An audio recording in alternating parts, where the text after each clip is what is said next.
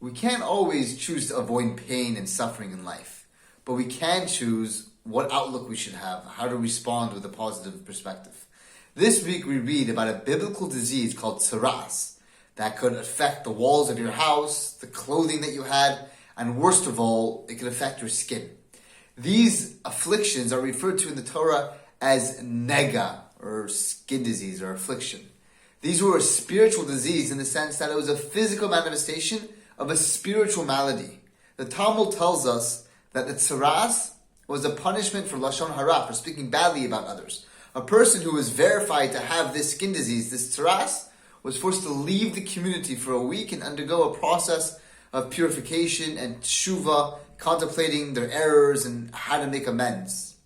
A person who unfortunately gets the disease has the option of just being miserable, wallowing in self-pity, and falling into depression.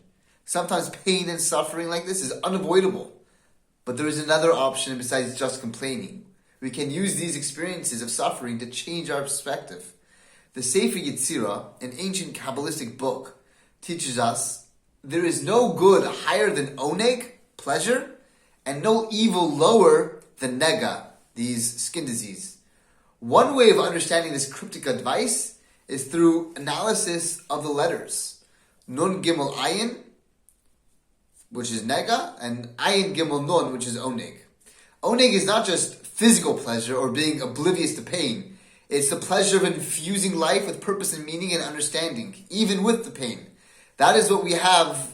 That is when we have a positive perspective and outlook. So it's all based on the ordering of the letters. When you are suffering and there's pain, so then it's nega.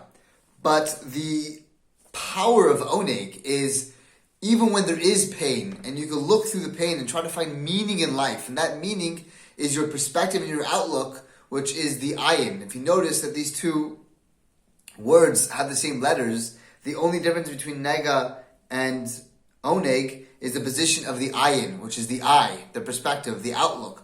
When the ayin, the perspective, is in the front and is making the decision, then even if it is a nega, if you put the ayin in the front, then you can come out with a positive perspective and a good outlook, because the difference between just regular pain and suffering and pleasure, which is the meaning through the suffering, is just a difference of the ayin, your perspective, your outlook. Shabbat Shalom.